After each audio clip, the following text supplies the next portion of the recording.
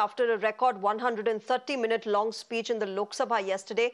Prime Minister Narendra Modi today addressed the Rajya Sabha in his reply to motion of thanks on the President's speech. Continuing on his attack from yesterday on the Congress party, the Prime Minister gave a twist to the opposition's one-third government, saying the BJP-led NDA has completed 10 years in power and 20 more years are left. Congress के हमारे कुछ साथियों को मैं हृदय से धन्यवाद करना चाहता हूं, क्योंकि नतीजे आए तब से हमारे एक साथी की तरफ से मैं देख रहा था, उनकी पार्टी उनको समर्थन तो नहीं करते थे, लेकिन अकेले झंडा लेकर दौड़ रहे थे। और मैं कहता हूं, वो जो कहते थे उनके मुंह में घी शक्कर। और ये मैं क्यों कह रहा हूं? क्योंकि उन्होंने बार बार ढोल पीटा था 1/3 सरकार। इससे बड़ा सत्य क्या हो सकता है कि हमारे 10 साल हुए हैं, 20 और बाकी है। 1/3 हुआ है, 1/3 हुआ है, 2/3 बाकी। और इसलिए उनकी इस भविष्यवाणी को लिए मैं उनके मुंह में घी सकता हूं। Prime Minister Modi also hit out at the Congress-led opposition, saying they do not have the guts to hear the truth and their sloganeering and subsequent walkout is an insult of the upper house.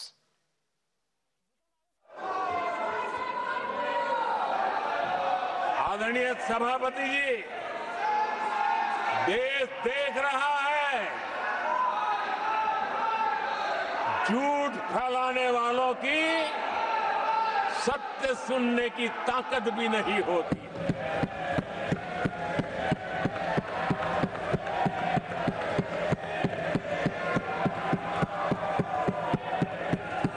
जिनका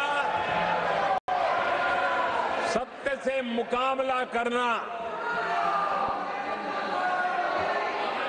इसके लिए जिनके हौसले नहीं है, वो बैठ करके इतनी चर्चा के बाद उन्होंने उठाए हुए सवालों के जवाब भी सुनने की हिम्मत नहीं है।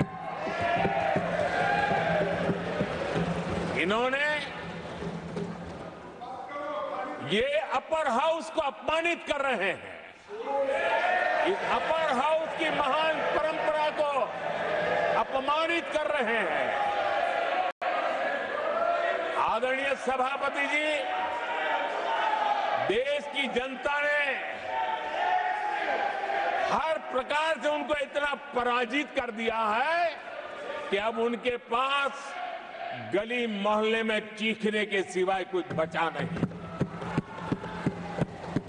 नारेबाजी, हो हल्ला और मैदान छोड़ के भाग जाना, यही उनके नसीब में लिखा हुआ। The Prime Minister also singled out the Congress party and accused them of insulting the backward classes. He claimed whenever the Congress faced defeat, they would put forward Mallikarjun Kharge to take the blame. The Prime Minister also accused the Congress of demeaning former President Ramnath Kovind and President Draupadi Murmu because of their castes. खड़गे जी ने उनकी party की बड़ी सेवा की है, क्योंकि जो ये पराजय का ठिकरा जिन पर फूटना चाहिए था, उनको उन्होंने बचा लिया और खुद दीवार पर के खड़े हो गए।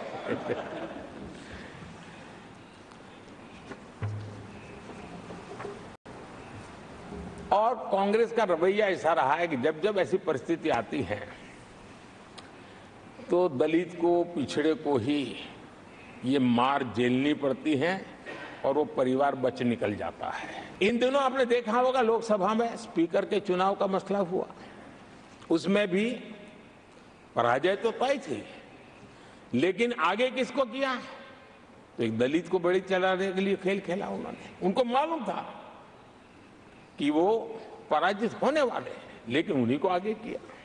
कांग्रेस की एससी, एसटी, ओबीसी ये विरोधी मानसिकता है, जिसके कारण ये पूर्व राष्ट्रपति श्री रामनाथ कोविंद जी का अपमान करते रहे।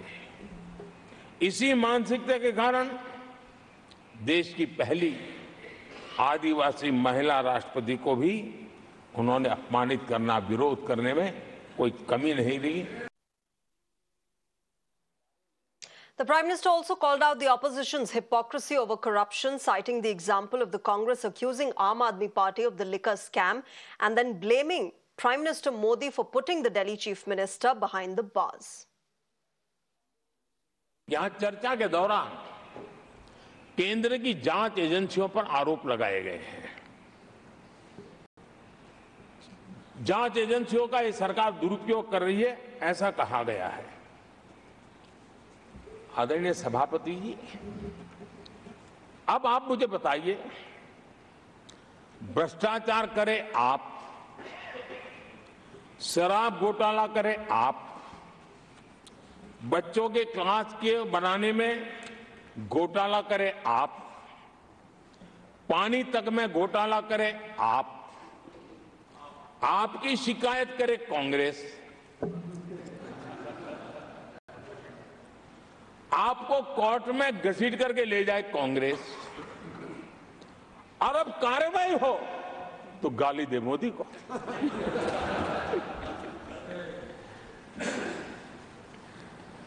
और अब आपस में जरा साथी बन गए हैं लोग। और हिम्मत है तो सदन में खड़े होकर के जवाब मांगो। कांग्रेस पार्टी से मैं आप वालों से कहता हूं, कांग्रेस भी बताएं कि आपने प्रेस कॉन्फ्रेंस करके आपके घोटालों के इतने सारे सबूत देश के सामने रखे थे। कांग्रेस ने प्रेस कॉन्फ्रेंस की थी, इन्हीं लोगों के खिलाफ की थी। अब ये बताएं कि ये जो उन्होंने सबूत प्रेस कॉन्फ्रेंस करके सारी फाइलें बताई थी, क्या वो सबूत सच्चे थे या झूठे थे? Prime Minister Modi also addressed the Manipur violence issue. He urged the opposition to work together with the government to end the cycle of violence in the northeastern state. आज मणिपुर के अधिकांश हिस्सों में आम दिनों की तरह स्कूल चल रहे हैं, कॉलेज चल रहे हैं, दफ्तर और दूसरे संस्थान खुले रहे हैं। आदरणीय सभापति जी, मणिपुर में भी जैसे देश के अन्य भागों में परीक्षाएं हुई, वहां भी परीक्षाएं हुई हैं और बच्चों का अपनी विकास यात्रा जारी रखी है। आदरणीय सभापति, केंद्र और राज्य सरकार सभी से बातचीत करके शांति के लिए, सौहार्द रास्ता खोलने के लिए लगातार प्रयास कर रही है। छोटे छोटे इकाइयों को जोड़ करके इन ताने बाने को गूंथना एक बहुत बड़ा काम है और शांतिपूर्ण तरीके से हो रहा है। बीते समय में पहले की सरकारों में ऐसा नहीं हुआ है। गृह मंत्री स्वयं कई दिनों तक वहां रहे हैं, गृह राज्य मंत्री हफ्तों तक वहां रहे और बार बार वहां जाकर के संबंधित लोगों को जोड़ने का प्रयास करते रहे हैं। आदरणीय सभापति जी, पॉलिटिकल लीडरशिप तो है ही, लेकिन सरकार के सभी वरिष्ठ अधिकारी जिसका जिसका इन काम से संबंध है, वे लगातार वहां फिजिकल जाते हैं, लगातार वहां संपर्क में रहते हैं और समस्या के समाधान के लिए हर प्रकार से प्रयासों को बल दिया जा रहा है। आदरणीय सभापति जी, जो भी तत्व मणिपुर की आग में घी डालने की कोशिश कर रहे हैं, मैं उनसे आगाह करता हूं कि ये हरकतें बंद करें। एक समय आएगा मणिपुर ही उनको रिजेक्ट करने वाला है, ऐसे लोगों को। After almost an hour into the Prime Minister's speech, the opposition, which was sloganeering the entire time, staged a walkout. The opposition MPs say all that the Prime Minister said during his address was lies and that he was trying to mislead the people as usual. Prime minister अपना राष्ट्रपति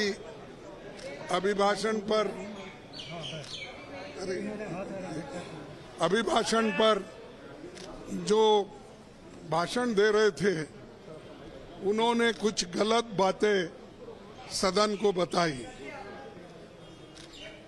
गलत झूठ, और उनकी आदत है कि झूठ बोलना, लोगों को भ्रमित करना और जो सत्य के जो विरोध में बात करना, ये उनकी आदत है।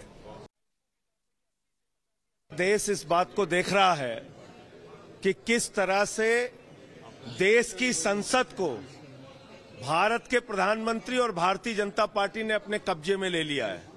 एक सही बात बोलने के लिए बार बार रिक्वेस्ट किया गया खड़गे जी के द्वारा, एलओपी जो हैं हमारे सदन के, उनको बोलने नहीं दिया गया।